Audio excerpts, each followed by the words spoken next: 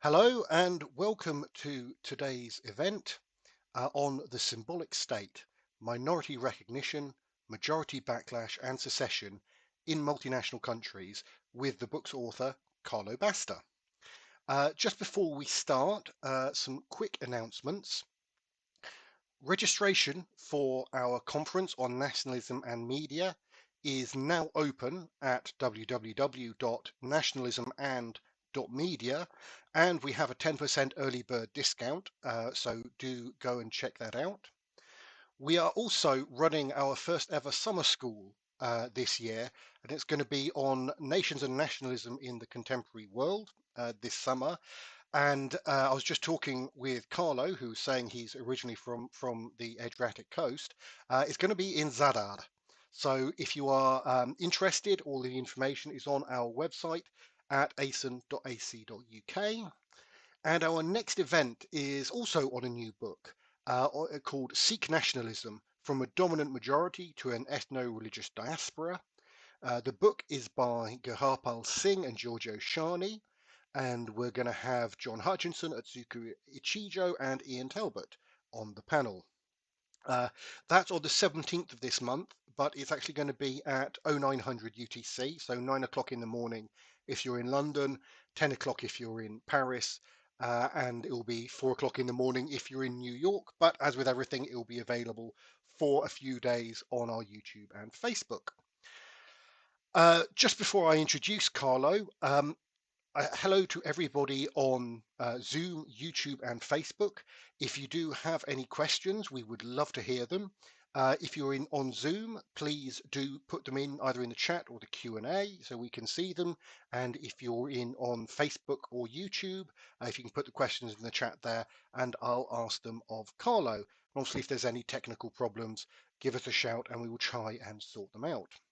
So, as I was saying, I am delighted to welcome Dr. Karlo Basta, who is lecturer in politics at the University of Edinburgh and co-director of the Centre on Constitutional Change, also at Edinburgh, as well as convening the UASIS research network, Reimagining Territorial Politics in Times of Crisis, which feels like a very apt thing to be doing at the moment.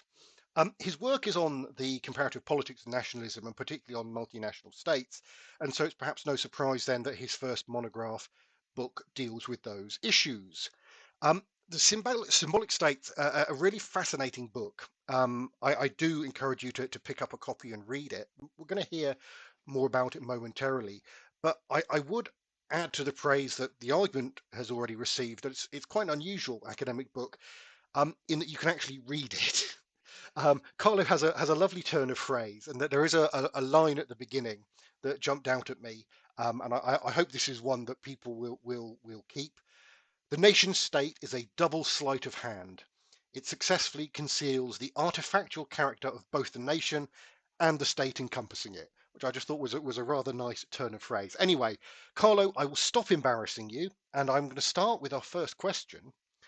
Um, who is your favourite scholar on nationalism? And what is your favorite book on the subject of nationalism?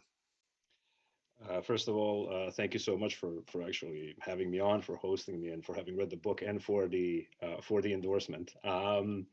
So I wish that I was more disciplined than I am, in which case I would have been able to provide you with a nice pithy answer to that question, but I'm not. So I will say, and this is in keeping with the tone of the book, that I've been reading people who haven't necessarily explicitly written about nationalism as such, and I found myself inspired by their work, right? So over the past, I wanted to say a little while, but really it's been quite a while, I've been reading a lot of work on institutions. And so I find mostly sociologists, I would say, and anthropologists whose work I've been finding very useful in both the work that went into the book and my upcoming project. So among others, Mary Douglas, sociologist, who's written the book How Institutions Think, and I keep returning to that book. It also has the benefit of being quite short, right? Akhil Gupta, who is an anthropologist, and again, here it's not about a book, it's about an article of his called Blurred Boundaries, which is about kind of the conception or perception of the state from different levels of Indian society, which I also found really interesting. So those are the types of scholars that I've been, kind of inspired by. But when it comes to people who really explicitly work on nationalism, of course, I could go on for days, but I'll say, so and of course here the issue is who has inspired me and who was more kind of prominent at different parts of my career. So I say early on Michael Hector, even though oftentimes I disagree with what he has to say, but what I appreciate about him is his ability to kind of ask questions that are counterintuitive or have counterintuitive answers, right? So for example, his book on alien rule deals with why populations might actually welcome or be okay with being ruled by foreigners, right? Veljko Vujacic, who's another sociologist at Oberlin, who has been writing work on nationalism in the state in Soviet Union, Yugoslavia, with respect to the Russian and Serb national identity. His work I found really, really useful and interesting, and I keep returning to his work as well. And Tara Zahra, who has written about national indifference. And what I really valued about her work was the fact that it was eye-opening in an analytical sense, in the sense that she articulated analytically what I understood experientially as somebody who is, in a sense, a person without national belonging, right? So I'd say these are the kinds of scholars that I would foreground. But again, this is just a very small group. In terms of books, there's only one that really sprung to mind. And again, this is not to say that I don't have tons of them that I found inspirational, right? And it's oddly enough an edited volume, Right Sizing the State. And it's now about 20 years old, give or take. So the full title is Right Sizing the State, The Politics of Changing Borders, and Ian Lustig was one of the editors of the book, alongside Brandon O'Leary. But he also penned a chapter in the book that really anchors the whole thing, and I really, really enjoy that book for the particular reason that it articulates under which conditions and how people might relinquish cherished ideas of the state, right? And how that process might actually work. So it's a really, really interesting book, and it's a really interesting chapter that anchors that book, and I keep going back to it. Oh, that's fascinating. I think you may have just added to my own reading list. Sorry. No. I mean, I think this is something we're all perpetually familiar with. It's quite a diverse selection there. So moving on to the symbolic state, where did the idea for this book come from? And I suppose what I'm getting at is, what's the literature you're responding to? So, I mean, it's an idea that meandered for a very long time. And it's really had kind of two incarnations. The first one was as my dissertation, doctoral dissertation topic. And there I was basically trying to figure out why some central governments in some multinational states are more likely than others to accommodate demands by minority nations for greater autonomy, right? So I wasn't looking at independence, I wasn't looking at secession, I was looking really actually at fiscal autonomy, and one of the reasons for that was that, fiscal autonomy features fairly prominently in some of the political science literature on multinational states, ethno-federalism, things of that nature, right? But I was, and so in a way, what I was responding to was this notion that, or the fact that at that particular point, this is now about 15, 16, 17 years ago, a lot of work on ethno-federalism, power sharing, was really focusing on the effect of institutions of autonomy on, I guess, stability, survivability of multinational states, whereas there was much, much less written about where those institutions come from.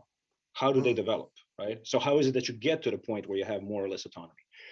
And so that was the literature that I was responding to.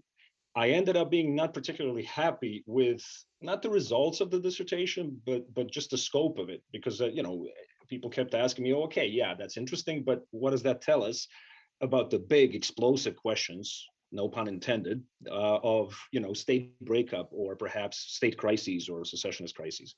So the second sort of iteration of that idea ended up me moving away from the political economy, or adding to the political economy angle this notion of, or looking at institutions as symbols or meaning of institutions of autonomy or institutions of the state as such. So in that respect, I was responding really to what are, I think, still the dominant two strands of institutionalism in political science in general, which would be rational choice institutionalism and historical institutionalism. And for all their differences, what I saw that they had in common was this instrumental understanding what institutions in politics are, which is that they're primarily instruments or levers with which you achieve certain things, right? And I found myself being dissatisfied with that kind of ontological premise. So I ended up moving in the direction of a foregrounding institutional meaning or symbolism, in addition to their instrumental dimensions. And so actually giving the institutions themselves, well, I was going to say weight and that they matter in and of themselves and not just as levers of power. Precisely. Yeah. Precisely. And I suppose that moves us on to the main question, I suppose. What's the argument in your book? Right. So my starting point is, and I should say that the book compares 4 countries, and I do very, very cautiously suggest that there is something perhaps generalizable at the core of the argument. So I look at Spain, Canada, former Yugoslavia, and former Czechoslovakia. And in these 4 countries, what I'm arguing, and I think I'm demonstrating as well, is that there are these qualitative changes at certain historic junctures where there is a qualitatively new demand being made by purported representatives of minority nations. And so my starting point is that those demands have a twofold, that they have 2 dimensions, right? So the first one is the demand for greater autonomy as a means to achieve other things, right? So this instrumental notion of what institutions are, so claims for greater resources or perhaps greater levers of power. But simultaneously, those demands are also demands for recognition of those communities as nations, and also recognitions that the common state is a multinational state, that it is not a nation state, right, for all its diversity. And so that recognition may take a number of forms. One would be constitutional recognition of both nationhood of a particular sub-state community and multinational character of the state, but it could also be expressed through formal organization of the state itself. So in the case of Canada and Spain, those claims coming from Quebec, for example, or Catalonia and Basque Country and Galicia were demands for territorial asymmetry. So arrangements that would in some sense elevate the status of certain territorial units, and that kind of territorial asymmetry would then signify national symmetry, that these are nations on par with the statewide nation or the majority nation, right? So that's my starting point, this dual notion that the claim is simultaneously instrumental and symbolic. So claim for institutions as levers and institutions as symbols. Now, when the central government concedes on the instrumental side of things, I'm arguing that politics basically proceeds as more or less as normal.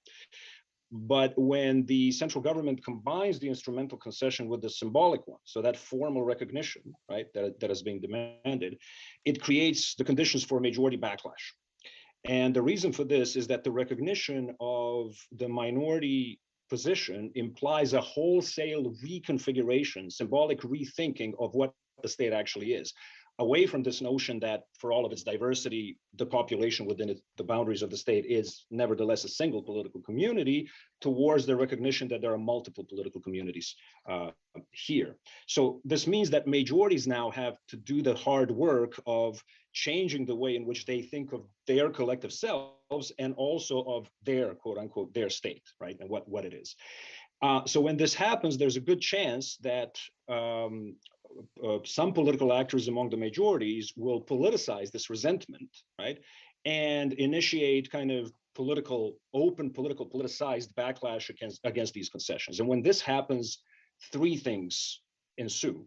So the first is this demonstration to the minority, members of the minority nation, that there's a significant part of the majority community that simply is unwilling to accept the idea that their state is a multinational one. So that's the first kind of consequence of this political process. The second one is that this backlash increases the chances that any concessions that have been granted will be rescinded or reversed. And so this means that the process will first elevate the expectations of the minority community and then dash them, right? And this strengthens the hands of secessionists among the minorities and weakens the hands of those who support the continuation of the common state, right? So that's the basic shape of the story. And it's the one that I saw play out in 3 of the 4 countries. So in Spain and Canada, Yugoslavia, with different consequences, and we can get to that and we can discuss this in the Q&A. And the only country in which this did not happen was Czechoslovakia, where there was no majority backlash. So I look at Czechoslovakia between 89 and 90, obviously 93. So there was no politicized majority backlash, nor was there a significant rise in support for secession and politicization of the secessionist issue. Now, of course, the viewers who are with us might say, well, hang on a second, didn't Czechoslovakia break up? Which is, of course, correct. But the breakup was a consequence of an elite deal between Klaus and Mečiar.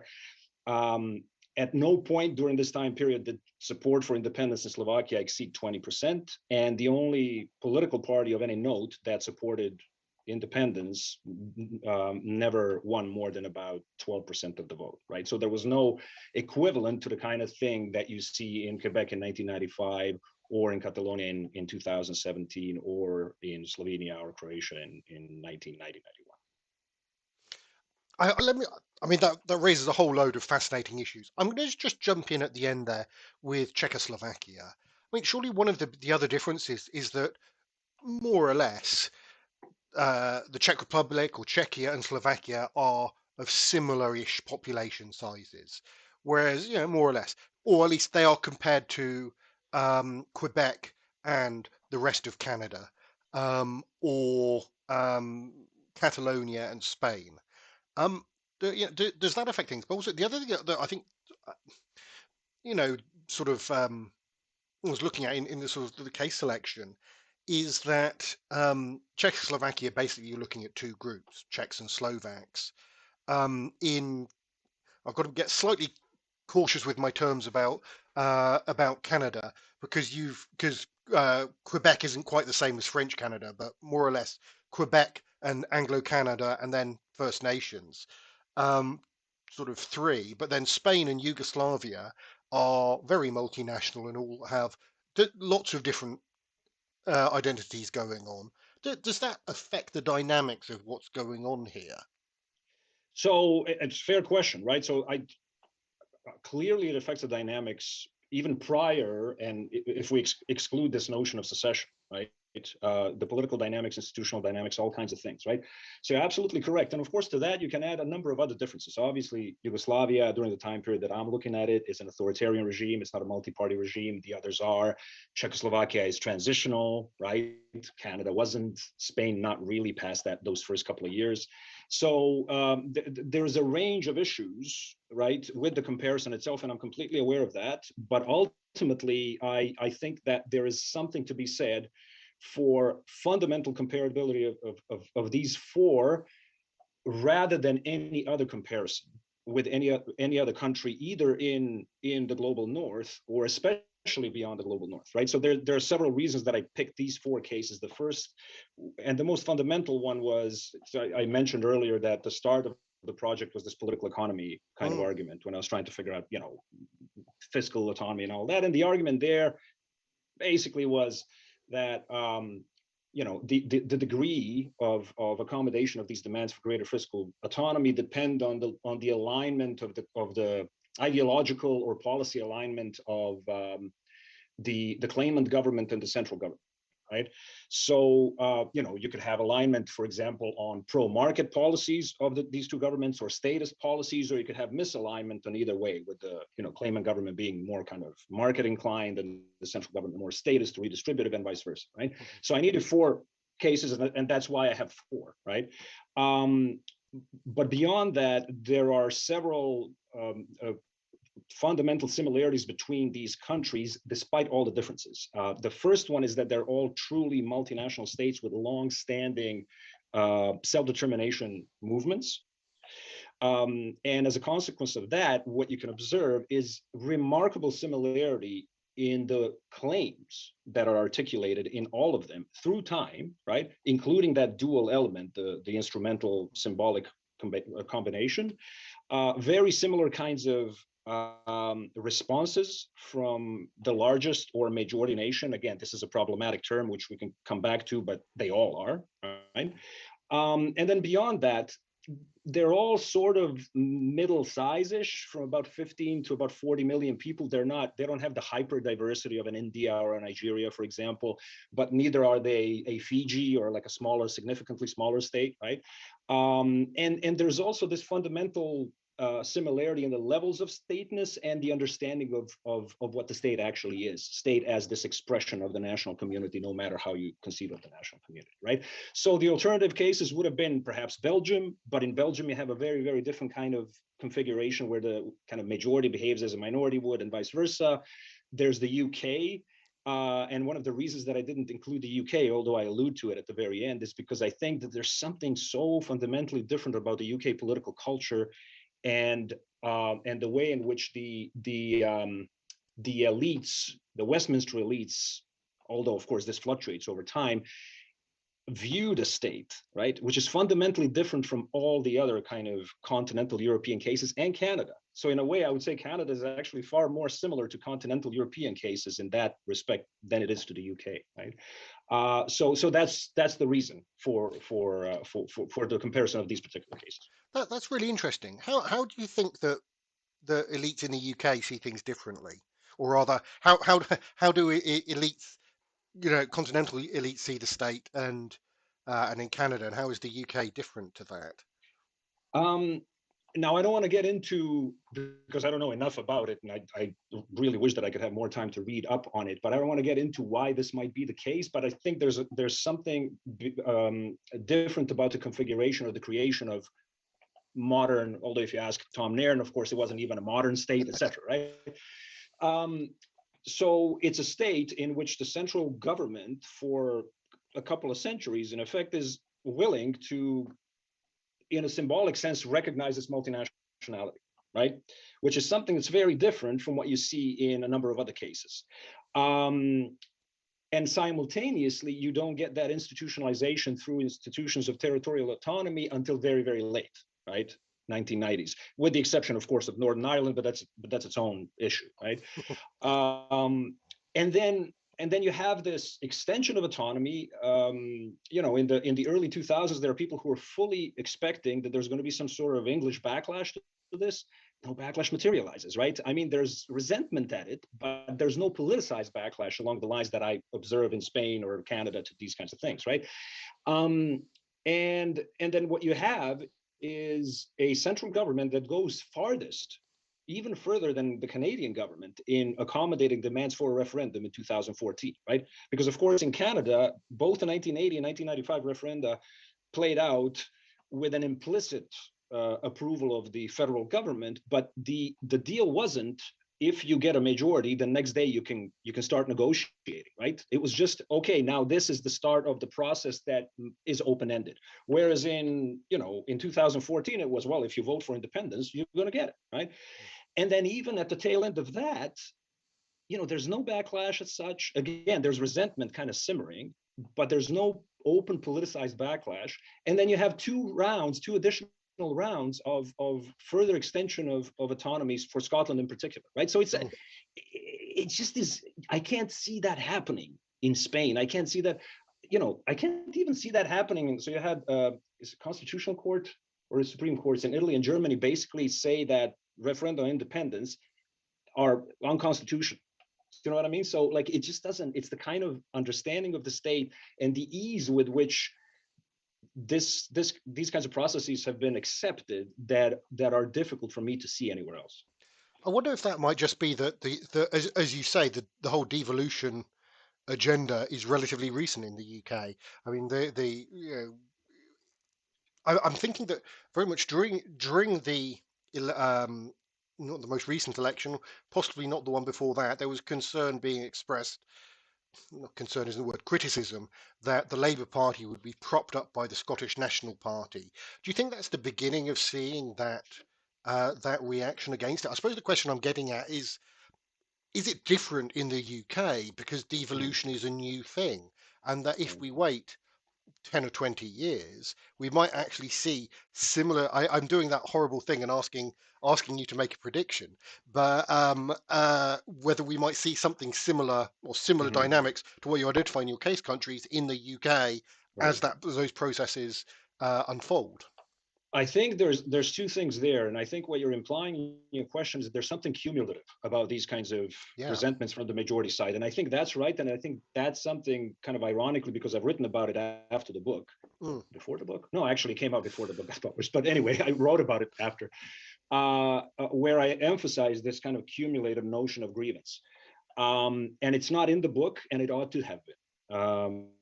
But I think you may be onto something there.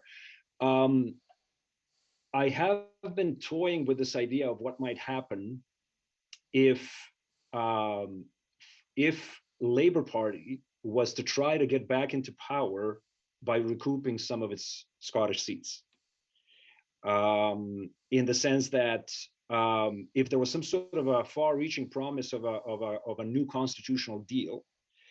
Let's see what happens with the Brown report, right? When it comes out, which presumably is supposed to happen after the local elections in May. But anyway, let's assume that there is some sort of attempt to reframe the constitutional settlement of the UK, not just by extending more autonomy, let's say, right, to the devolved, but to really include the devolved governments in the decision-making machinery of Westminster, right, Mm. and Whitehall, and Number 10, because what that would imply is some sort of resolution of the English question. It would require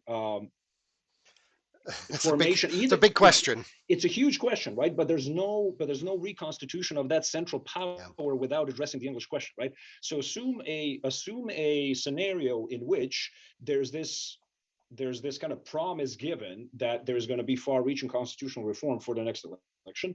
Assume that Labour comes into power and starts to initiate that.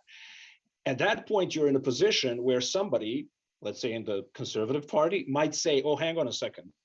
Are we supposed to change the way we in England, are we supposed to change the way in which we think of ourselves and our state just so we can accommodate the Welsh and the Scots, right, or the Northern Irish?"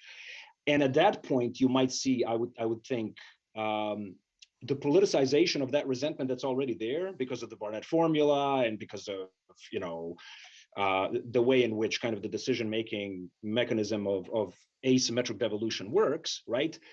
Resentment starts getting politicized, right? Mm. So I could see that being the case. But of course, as you said, we're looking in the crystal ball. There's no, first of all, that what I just said assumes a lot of steps. It assumes that the Labour government is going to see that as its way back to power. It assumes that it was going to make that kind of proposal. It assumes that it would actually start to implement those kinds of measures.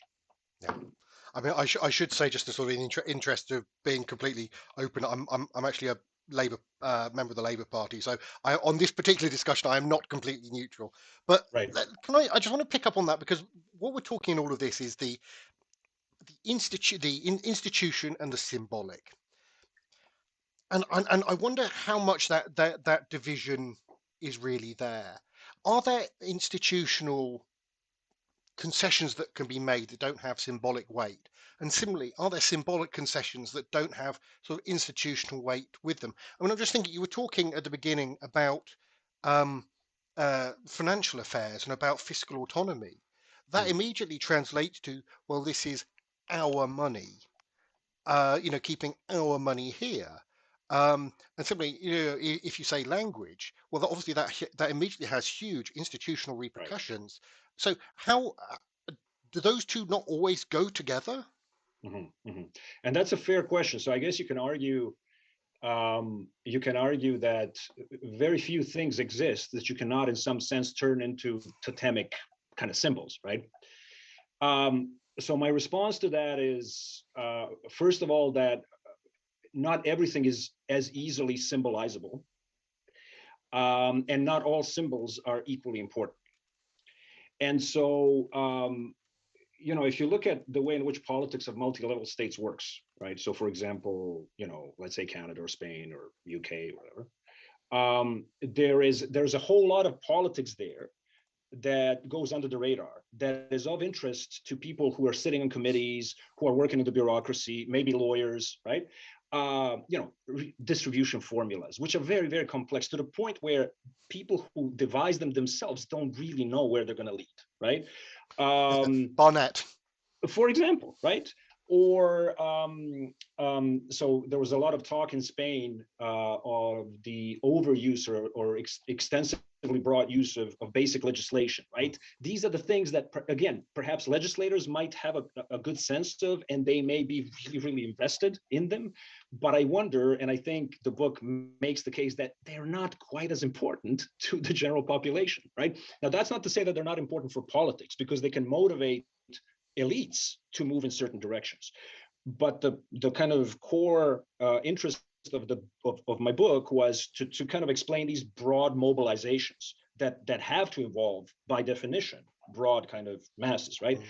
And what I'm arguing is that in that particular instance, if you're a politician who is seeking to mobilize people, what you need are symbols that are both relatively accessible, but also that matter to a very broad segment of the population, right? And I would argue that the state itself is this meta symbol. The way in which you organize the state is a meta symbol that may be more important than, for example, a particular kind of formula or even a particular language legislation. Now, having said that, you're absolutely right. In the case of language in particular, if there's battles, for example, over devolution of language policy or education policy. Here, you're talking about something instrumental. Give us the levers over this so we can preserve our language, but also symbolic, because you are recognizing us as a community with a distinctive language, where that is the case.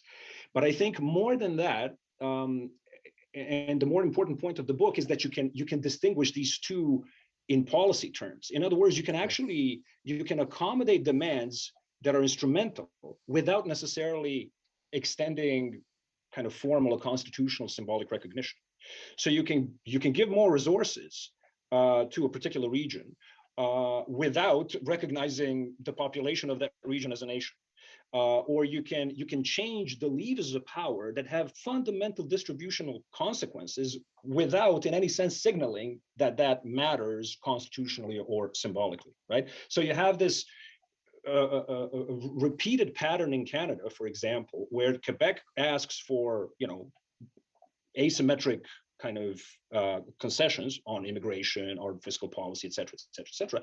And each and every time the Canadian federal government goes, here you go, we are extending this to all the other provinces, even though they haven't asked for it.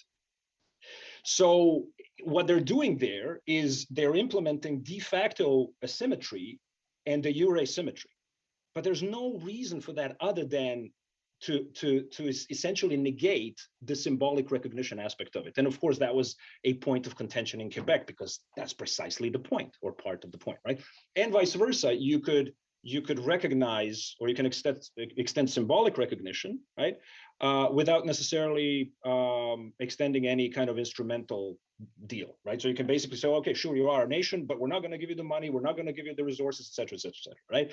And my point in the book is that that the symbolic bits those kinds of concessions tend to be far more politically combustible, right? When they're combined with the rest of it, then the more instrumental stuff that could have some real, actual, tangible political consequences. I'm just thinking though, in what I'm thinking of is in terms of Quebec, where the Canadian government, as you say, will make a concession, but then it grants it to all of the provinces and territories. That surely that also offers nationalists in Quebec the opportunity to say they're denying us our symbol, or does that just not work? Right, it does, but then the question is, what is the primary audience for the central government, right? But simultaneously, by doing that, they can nevertheless point and say, well, look, but what do you want? I mean, you got what you wanted. What's the problem about extending it formally to everybody else, right? And then that kind of feeds back into politics inside Quebec or Catalonia, wherever, where you have, let's say, federalists who are saying to the population, well, okay, well, look, this is maybe an opening bid, or we can still have more of this, et cetera, right? So, but I think there are points in political processes where obviously the game is transformed and where the central government can no longer bluff, right? And so has to kind of engage with this demand for symbolic recognition. And these are precisely those moments that I'm looking at in the book. Yeah, yeah, yeah, as you say, it's when you have the intersection of those two coming through. I was just going to say, if you do have questions for people, Zoom, Facebook, and YouTube, that you'd like me to ask of Karlo, do please put them in. I have a question from Jonathan Hearn here. Do legacies of empire affect different ways of dealing with centre-periphery national tensions? The British Empire, empire peculiarly commercial and devolved. So I think, I think the question in a sense answers itself, right? So I would say indubitably, but I wonder to what extent it might not be the opposite. That is to say that the ideas of the state may kind of reflect back on the way in which empires were dissolved, in the case of France, for example, versus the UK, Portugal, et cetera, et cetera. Now, I want to go back to your question, David, about the cases themselves. And I think one of the additional reasons over which I think these cases to be relatively comparable is precisely because there's no imperial dimension to one and not the others of them, right? Mm-hmm. So I think that's quite important there, with the exception of Spain, obviously, right? But by that point, you're dealing with a very, very different country, 1978, which is my starting point. Yeah, of course, and also you've got the comparability, I suppose, between Spain and Czechoslovakia, that they're both different time periods, but they're both transitioning from exactly. authoritarianism to democracy. Right. I don't know if actually, I'm going to ask a question from Aulus, talking about the initial cases.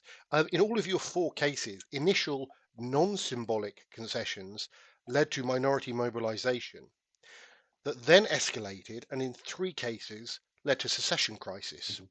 Was this inevitable? In other words, is it possible to grant non-symbolic concessions but remain at round 1? Mm-hmm. It's a fantastic question. So yeah. I would say that there was nothing inevitable necessarily about the outcome, about that secession. First of all, the backlash, the majority backlash, and then secession itself. But I think once you have the backlash, it is highly likely you're going to get some sort of mobilization in the context of kind of elevated expectations. In effect, I think the question is basically, does symbolic recognition always lead to backlash? And can you avoid it, right? And I would say that there are several ways of dealing with that. One of the ways in which backlash could be avoided is simply by not extending symbolic recognition at all, and kind of relying on instrumental. The problem is that over time, and this goes back to part of what the discussion that we had previously, over time, the same kinds of concessions yield different results. So you can't keep doing the same thing, right? If the demands have now escalated, if your bluff in a way is being called, right? Hang on a second, we actually want recognition. So what are you doing? Giving us things that don't address what we want, right? So the response to then that might be extending symbolic recognition while simultaneously making sure that you have as broad a buy-in politically as possible among the key players on the majority scene.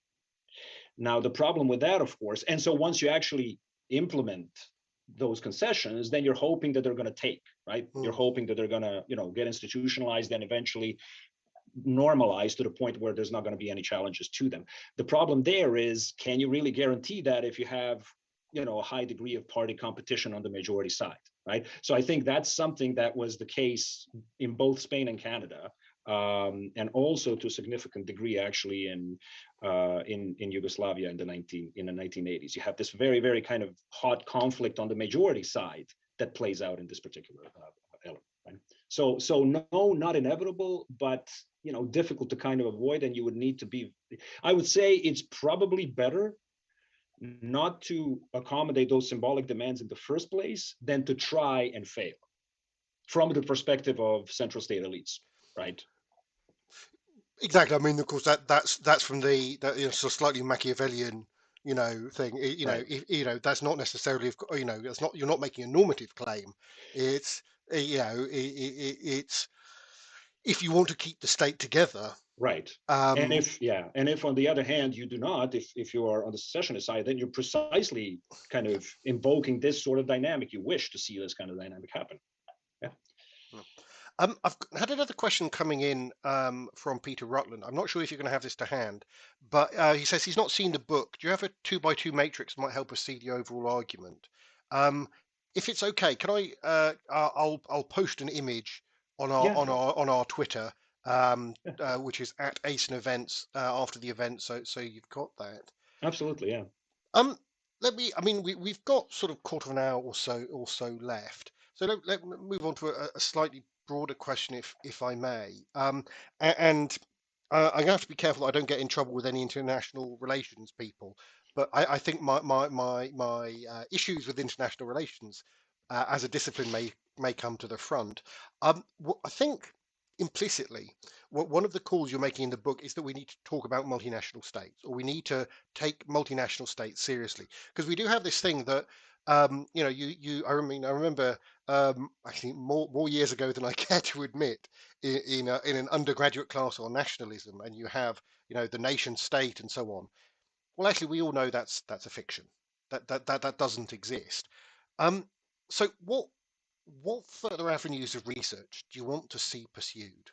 And I think on the specific issue here, you're talking about, sort of how we, secessions take place and might be fomented and so on, but also more broadly within nationalism studies, and even in sort of beyond that, because there's still disciplines, and I'm thinking a little bit of IR here, that I think buy in too much to the idea of the nation state, when I think that's a fair comment, when actually really it's not a real thing. It might be something we tell each other, but there really aren't any, and if there are any, very few mono-ethnic nation states. So it's a very broad question. What I suppose I'm doing is saying the end of Viva question. What are your avenues for future research? Right. So, I mean, it's not implicit, actually, it's explicit. It's a call for greater recognition of the fact of multinational statehood, which is a persistent feature of modern politics, right? And I think, so there's a kind of, the Lit Review chapter, second chapter, essentially kind of charts a few directions that I believe are really under-researched, when it comes to multinational states. And I think it's a fair comment to say, first of all, not only international relations, I'd say comparative politics, and I'd say, everything from journalists through politicians to quite a few scholars unreflexively use the term nation state when they mean to say modern state, right? Yeah, so the modern state is not inherently a national state, although there's that kind of aspirational tack to it. And that's periodically recognized. It's particularly recognized by scholars who are themselves working within multinational states and normally in minority regions. So you have Alain Gagnon in Quebec, you have Ferrara Quejo. I'm just some examples, of course, they're not the only ones. Ferrara Quejo in Catalonia, or Michael Keating in Scotland, etc. Right? But I think, I've been doing this work, quote unquote, in my classes, where every time a student conflates nation and state, I correct them. I think that's a little cruel, perhaps, but I feel that this is my calling, right? So in terms of where next and what ought to be done, I think the first bit is to kind of start developing with greater greater effort, I think, theories, empirically kind of rooted theories of why it is that we end up having multinational states in the first place, right? So there is some work out there that is suggestive of that in sociology and political science, both more and less recent, but I don't think we really have a body of work that explains this, right? So state formation theories, modern state formation theories almost universally look at kind of nation state, or at least they assume nation statehood as such, right? Even if they look at the UK state, there's a kind of nation state mentality behind it, even though obviously UK is not a nation state, right? So I think that's one particular avenue down which scholarship ought to go. I also think that, and this concerns not only multinational states, I think scholarship on nationalism hasn't necessarily paid sufficient attention to the variability of the idea of the state as such, and what that might do to the kinds of national identities you end up with, or whether or not you actually end up with national identities in modern era, right? So what I have in mind are these bits and pieces of literature. So there's an article, I think it was World Politics, but it may have been Comparative Political Studies in late 60s by J.P. Nettle called State as a Conceptual Variable. And the argument is, well, not only are levels of, measurable levels of stateness variable, but also the way in which people perceive of the state, conceive of the state. What is the state, right? What is their normative orientation towards the state? Do they see it as a possible expression of their identity, or is it a negation of their identity, right? And I don't mean the particular state, right? So you could have the Kurds in Iraq see the Iraqi state as the negation of their identity, but they nevertheless may be wanting their own Kurdish state. But you could have populations where the state as a principle of organization is illegitimate, right? For whatever kinds of reasons, right? There's a really, really cool book by Jennifer Brick Murtazashvili on state building in Afghanistan. And she's foregrounding this idea of non-state authorities, non-state governance, right? Traditional authority, and how that has clashed with repeated attempts to build, quote unquote, a modern state over the course of 100, 150 years by various agents, either quote unquote domestic or foreign, right?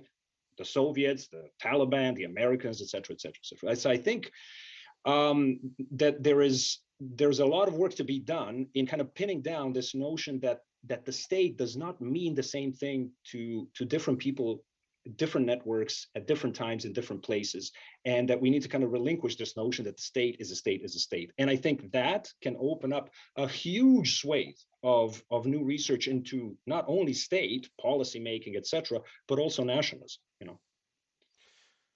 Yeah, I think that's a pretty fundamental change in how we see sort of everything. I mean, this is not my area, but I suppose a lot of it is also that a lot of scholarship goes on in the West, and we tend to when we look at the category of state, we think of something that emerged in Central Europe in the 1800s. Let's put it very crudely like that, and something like 1848 or whatever you want to adds in the national flavour, and clap, there you go. That's what you should be doing. And actually, the obviously you don't have the same historical trajectory, but also as you say, the concept people have of of a state is very different. I'm the one that's come to mind, and it's just because I visited Australia for the first time not too long ago, is with Aboriginal groups, nations in Australia, who there is imposed a sort of Aboriginal identity because of the history of colonialism there. But there is a very different conception of what a polity is, or what a nation is. Obviously you have different forms of kinship. Anyway, I'm starting to ramble, but I think that's a fascinating and quite provocative point, and it'll be very interesting to see where that goes. I have a couple last questions I'm going to try to get in, if I may. One from Hans Siebers. I see the point that symbolic recognitions of minorities may produce a backlash on majority population, but is not the degree to which the central government and majority identify themselves as a nation an important variable to consider. Or are those national identifications by the central government and the majority the consequence of this backlash. So what is the chicken and what is the egg here? Right. So I would say there's, when Brubaker talks about eventful character of nationhood, that's precisely what the question contains. And I think there is something to be said about reinforcing certain kinds of narratives at the expense of others.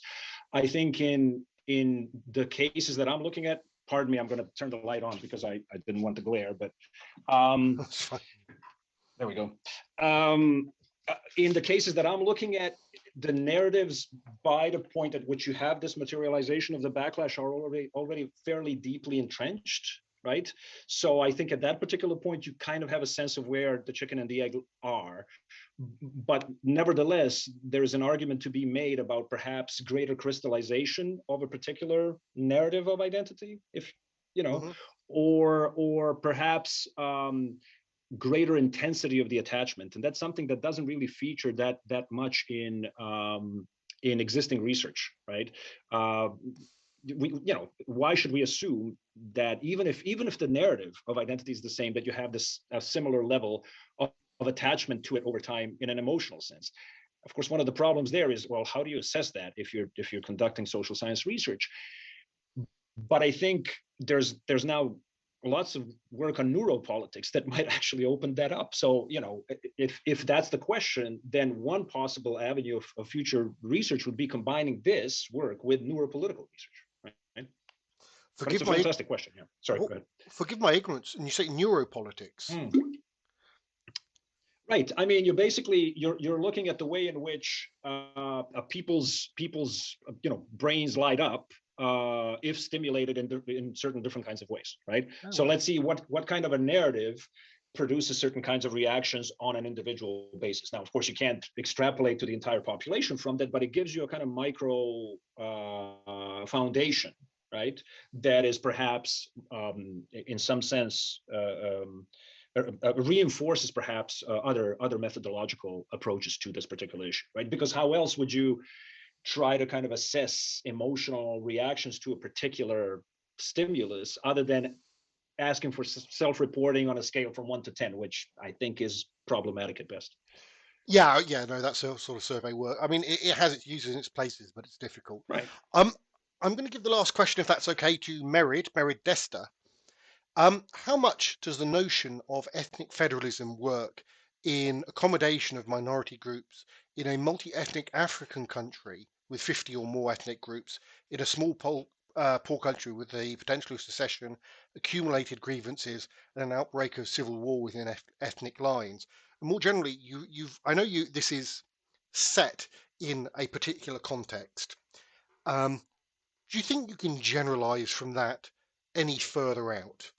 And are there other lessons that states can take for how majorities and minorities manage their demands?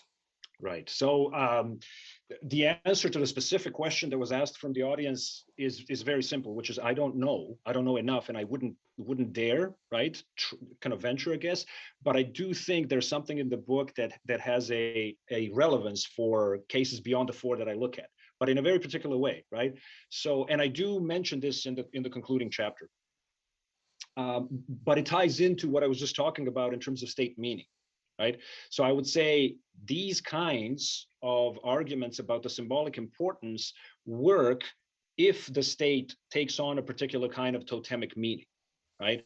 Now, I don't want to say that totemic meaning prevails everywhere in the world, and that I think is an open empirical question. And that's where I think our research ought to be going to. And in part so that we can decenter and de-Westernize these concepts, or at least understand that they have been developed with reference to specific kinds of historic experiences, and then in other experiences they do not necessarily apply, or they don't apply in the same way, right? So I would say the notion of ethno-territorial autonomy and what it can and cannot do and how it will play out, I would expect it to play out differently, right? In a Nigeria or in a Kenya or in a rather than in, let's say, a Spain or Yugoslavia or something like that, former Yugoslavia, right? So I think where the book I think does contribute is in this sense that there is something to be said about the symbolic relevance of institutions, but that this symbolic relevance is actually variable, right? And that future research ought to kind of pin down how this variability plays out across different parts of the world and across time. Well, I think that's a good place for us to wrap up. Karlo, any last words from you? Oh, just to thank the audience for checking in with us, for engaging with us, and for great questions, and to you for for organizing it, for hosting me, and for reading the book, and for fantastic questions. Thank you so much. Oh, no, not at all. It's been an absolute pleasure. So thank you very much, Karlo. I will just finish up with our announcements again. Registration is open for our conference, which is on nationalism and media, and is taking place in Antwerp in April. We're organizing that with our colleagues at NICE, National and Intermediary Structures in Europe. And there is currently a 10% early bird discount, so do check that out at nationalismand.media. Our first ever summer school is taking place later this year. If you'd like more interest in that, do go to our website, asen.ac.uk. And our next event later this month is on the 17th on Sikh nationalism. With that, I would like to thank you all very much for coming and wish you a pleasant rest of the day.